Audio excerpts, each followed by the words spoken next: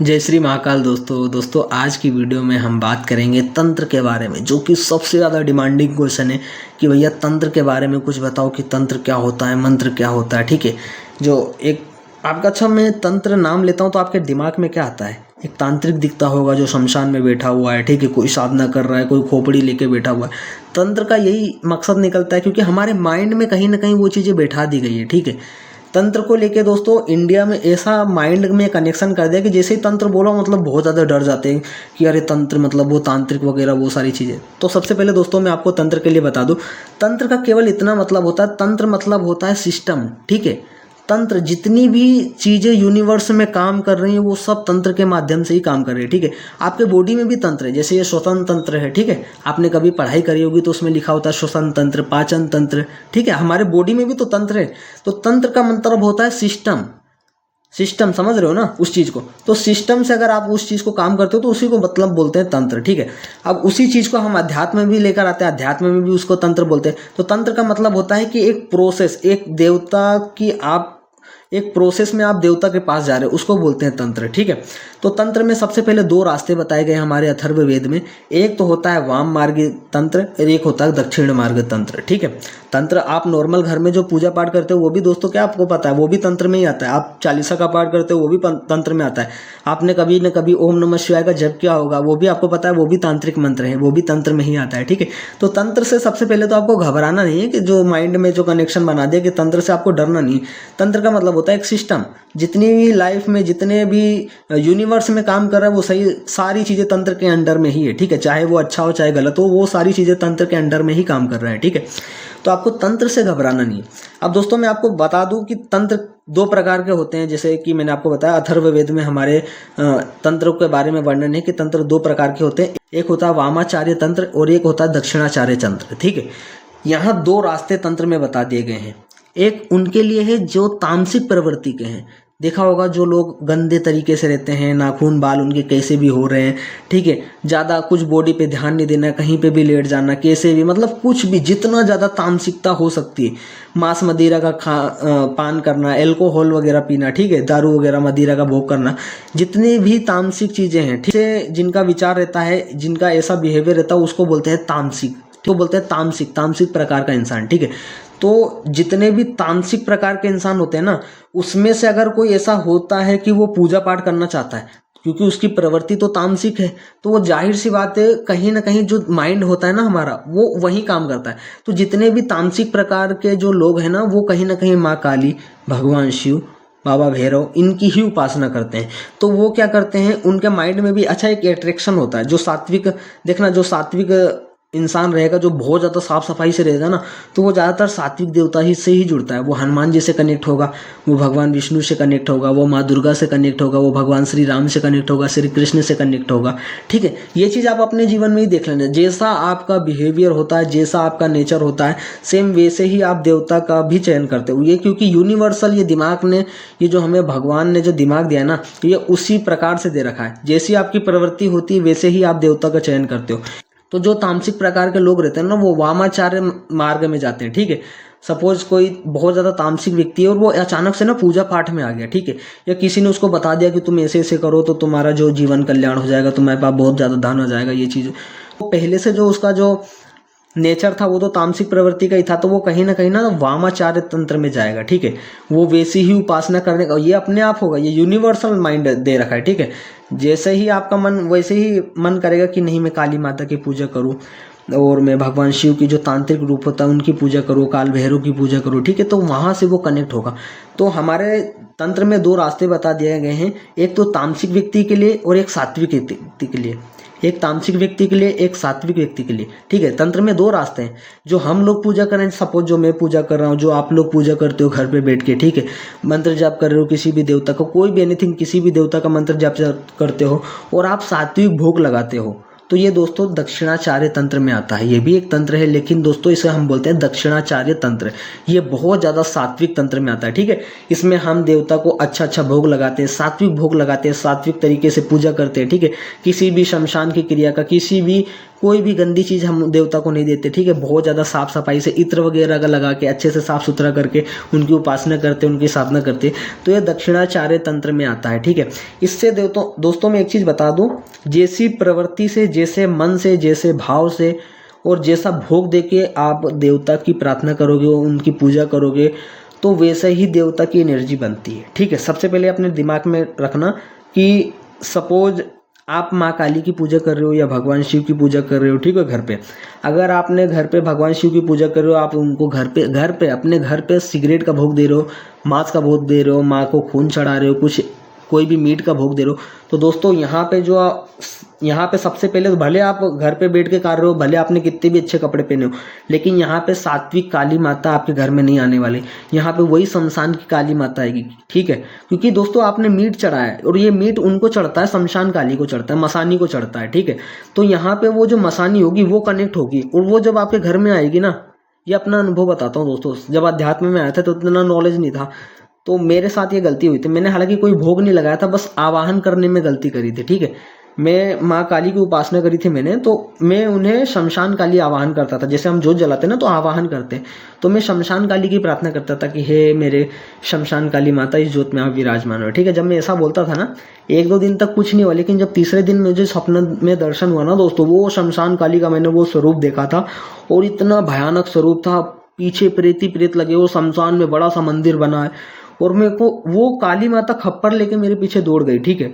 वो मैं इतना डर गया, इतना भयभीत हो गया। जब मैं उठा तो दोस्तों मैंने क्या पता, ये चीज़ बाबा की कृपा थी, ब्लेसिंग थी कि बस जैसे ही मैंने पूछा कि माँ मेरे साथ ऐसा कैसे कर सकती है, ठीक है, जैसे ही मैंने ऐसा पूछा, अंदर से आवाज़ आई कि तूने आवाहन किसका करा था। तो मेरे माइंड में, अरे ये आवाज़ किसकी है, ठीक है, माइंड में एक आता है ना, ये आवाज़ किसकी। फिर यार सोचने में मैंने आवाहन तो शमशान काली का रखा, फिर अंदर से आवाज़ तो शमशान काली ही आएगी ना।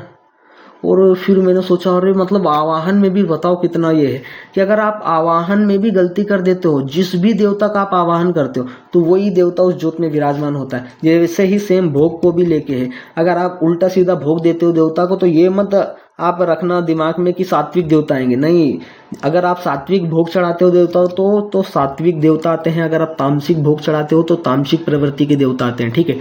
हे काली दोनों ही, ठीक है, एक सात्विक काली, एक माँ काली जो शमशान में चलती है, लेकिन दोनों का स्वरूप अलग अलग है, दोनों का नेचर अलग अलग है, ठीक है। वो शमशान काली अपने एकदम स्वरूप चरण में होती है, एकदम बहुत ज्यादा विकराल, बहुत ज्यादा उनका प्यार करने का तरीका ही वैसा है, ठीक है, लेकिन आप डर जाओगे। और एक जो सात्विक काली, वो प्यार करने का उनका तरीका अलग है, ठीक है, आप डरोगे नहीं। यहाँ पे दोनों में अलग अलग चेंजेस। उनको गुस्सा बहुत तेजी से आ जाएगा, बहुत जल्दी गुस्सा हो जाते हैं दोस्तों। जो तंत्र में इधर जो वामाचार्य तंत्र में जितने भी देवता होते हैं, इनको गुस्सा बहुत ज्यादा आता है, क्योंकि भोग वैसे चढ़ता है ना।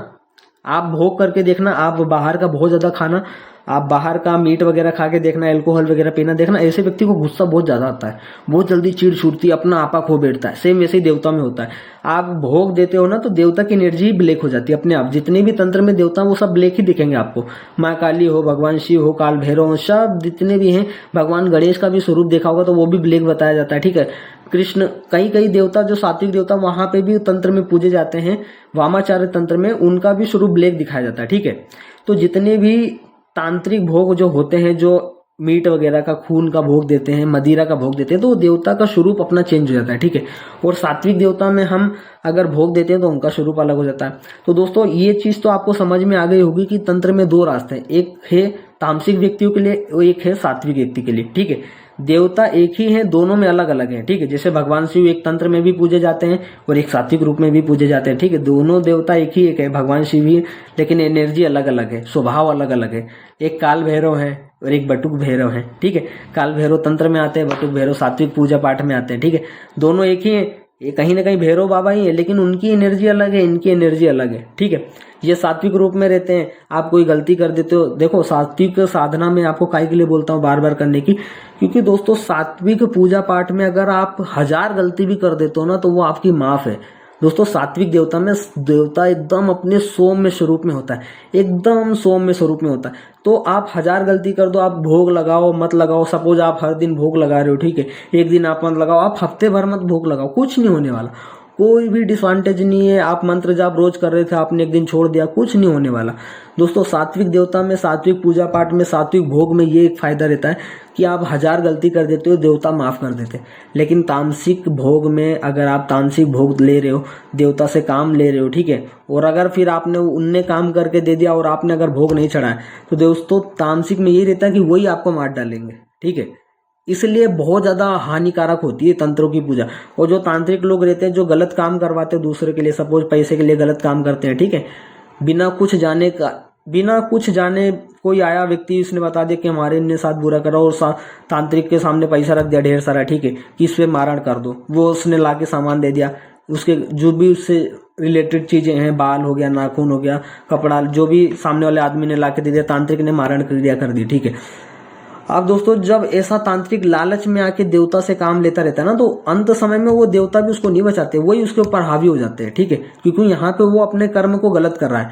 और अगर सात्विक कोई पूजा पाठ कर रहा है और उसके पास ऐसा व्यक्ति जाए, वो सबसे पहले उसका दोस्तों एक तो विचार बहुत शून्य होता है, ठीक है। सात्विक पूजा पाठ में एक फायदा ये रहता है कि विचार एकदम शून्य होता है, ना के बराबर टेंशन आता है, एकदम मन एकदम शांत रहता है, ठीक है।